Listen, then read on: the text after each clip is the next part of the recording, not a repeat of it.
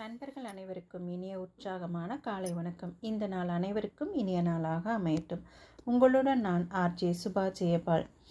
இன்றைய திருக்குறள் அதிகாரம் 33 கொல்லாமை, குறள் 322. பகுத்துண்டு பல்லுயிர் ஓம்புதல் நூலோர் தொகுத்தவற்றுள் எல்லாம் தலை.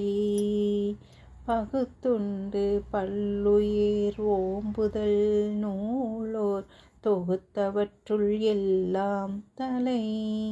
பகுத்துண்டு பல்லுயிர் ஓம்புதல் நூலோர் தொகுத்தவற்றுள் எல்லாம் தலை. இந்த குறளுடைய விளக்கம்: பகுத்து கொடுத்து தானும் உண்டு பல உயிர்களையும் காப்பாற்றுதல் நூலோர் தொகுத்த அறங்கள் அனைத்திலும் தலையான அறமாகும்.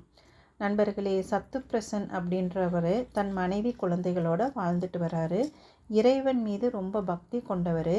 மனித சமூகத்து மேலே பேரன்பு கொண்டு மக்கள் சேவையே மகேசன் சேவை அப்படின்ற சொல்லுக்கு இணங்க கிடைக்கிறதையெல்லாம் ஏழை எளியவர்களுக்கு கொடுத்து உதவுபவர். தனக்கு கிடைத்த உணவை தன்னை சுற்றி வாழ்கின்ற காக்கை, குருவி போன்ற பறவைகளுக்கும், நாய், பூனை போன்ற விலங்குகளுக்கும் பகிர்ந்து கொடுப்பவர். இல்லைன்னு யாராவது வந்துட்டா அவருக்கு முதல்ல உணவளிக்க கொடுத்துட்டு அப்புறம்தான் அவர் சாப்பிடுவார். அப்படி ஒரு நாள் மாலை நேரத்தில் அவங்க வீட்டில் எல்லாரும் சாப்பிட உட்காண்ட்ருக்காங்க. அவங்க மனைவி எல்லாருக்கும் எடுத்து வச்சிட்ருக்கும்போது ஒருத்தர் அம்மா பிச்சை போடுங்கம்மா அப்படின்னு வெளியே கேட்குறாரு. உடனே சத்துப்பிரசன் என்ன பண்ணுறாரு, அவருக்குடைய பங்கை எடுத்துகிட்டு போய் அந்த பிச்சை கேட்டவருக்கு போடுறாரு. அவர் அந்த சாப்பாட்டை ரொம்ப ருசித்து சாப்பிட்றாரு. அவர் சாப்பிட்ற அந்த ருசித்து சாப்பிட்ற அழகை பார்த்தோன்னே அவருடைய மனைவியும் அவரோட பங்கை கொண்டு அவருக்கு கொடுத்துட்றாங்க.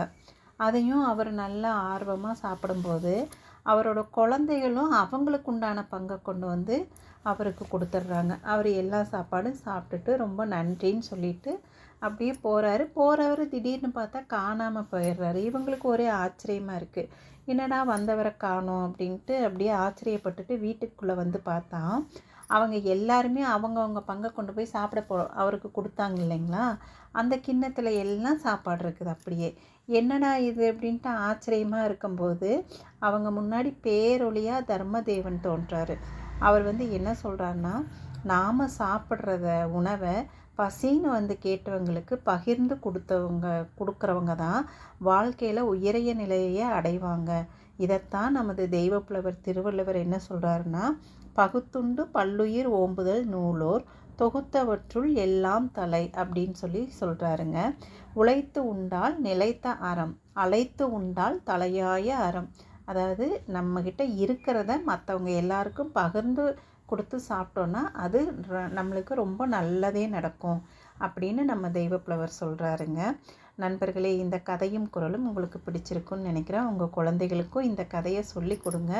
இந்த மாதிரி எல்லாருக்கும் உதவி பண்ணுற மனப்பான்மையை நம்ம குழந்தைகிட்ட சொல்லி கொடுக்கலாங்க. நல்லதை பகிர்ந்து நல்ல சமுதாயத்தை உருவாக்குவோம். நன்றி, வணக்கம், வாழ்க வளமுடன்.